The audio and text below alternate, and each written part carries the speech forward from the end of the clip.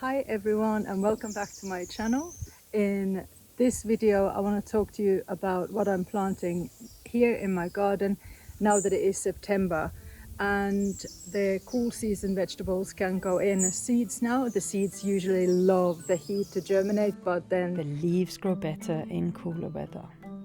In the trays here I have planted white, purple and Romanesco cauliflowers, curly kale, broccoli, Swiss chard, cabbages, beetroot, lettuce and some leafy greens like cavolo nero, a lot of onion and leek, Brussels sprouts and kohlrabi, as well as sunflowers.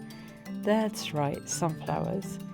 I have been more successful growing sunflowers in the winter months here than in the summer, even though I can plainly see my neighbours and farms around here growing them at the proper time in the summer sun. But not me. I have sunflowers in December, so I'm planting them in now. And something new to me, I'm hoping to get some tromboncino squash this year too. I wasn't successful with the seeds earlier this year, so I'm trying it again. All of these are going to beds which have been housing aubergines and peppers and other summer plants just about coming to the end of their season. Underneath these warm weather plants, recently I have been planting one of the biggest superstars in my garden. Let's talk about this, sweet potatoes. In case you don't know, sweet potato is a perennial tuber from which sprout these leaves when the weather's right. And they are called slips. And from those grow the new tubers. I seem to get the most sweet potato slips between July and September. I keep planting them as long as they keep coming. Normally I have sweet potatoes sitting in jars of water, or I plant them halfway up in the pot full of soil to encourage it to sprout these slips. I also began to grow them as a perennial, which means I leave a few tubers into the ground over winter. In the summer, these underground tubers will grow shoots, which I then take and either root in a glass of water, or if it already has roots, which is often the case, I can just transplant them straight into their new growing space. Initially, I didn't get any shop-bought sweet potato to sprout for ages, so now I feel happiest knowing I have some waiting under the soil in case the shop-bought potatoes fail again. Obviously, the goal is to only have homegrown, and perhaps I'm a step closer to it, treating it as a perennial. Sweet potato leaves are also edible, but the tubers are one of my all-time favorite foods to eat. Normally either roasted or baked in the fire. I also love the long vines that it grows, which add a lot of shade into my garden. I help it grow upwards by tying it up on the trellis, but if I leave it to grow wild on the ground, it typically finds an area where it roots itself again, which from the plant's perspective gives it more nutrients and therefore more growth. A bit like butternut squash would do.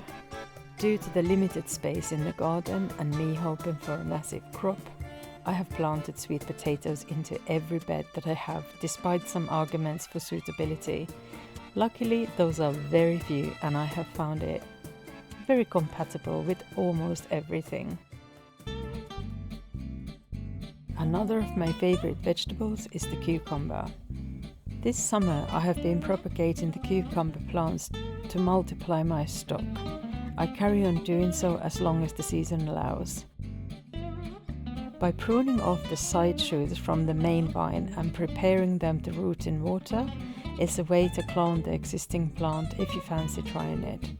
This propagation method has rescued my cucumber harvest, as I lost a load of seedlings at the beginning of the season. Now we have a load of cucumber plants actually producing more than enough cucumbers for all of us.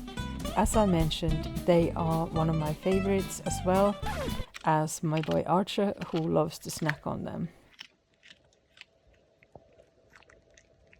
So here's one of those cucumbers that I started earlier, and I put it in here underneath this dill. I've been taking these dill seeds and just dropping them in, and some of them have now sprouted. At the start of September, I planted some peas. Yes, you guessed it, another one of my favorites on the list.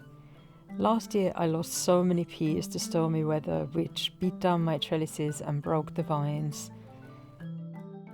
The only real harvest was from a variety called Kelvedon Wonder, which is a short variety, and I bought them from the local Lidl shop, and I didn't give them any credit at all.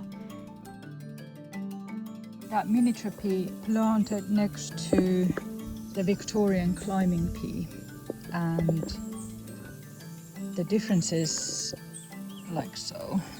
I was really determined to grow the colossal Victorian climbing pea with its sweet and huge pea pods, but in the end I was super grateful to have added this short and resistant variety in my garden.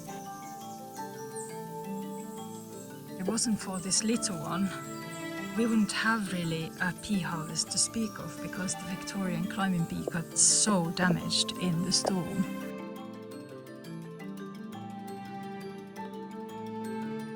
In the next few days I will plant calendula and potatoes, hoping they'll be ready for midwinter and for a small January crop. Throughout the year I keep planting African and French marigolds. I've noticed so many butterflies and bees on them. I decided to make as many batches of these flowers as I can. And lastly, here I am starting some garlic, which I'll feature in a later video once it has rooted. That's me for now. Let's chat in the comments. Let me know what you're planting. I wish you all the best and happy gardening.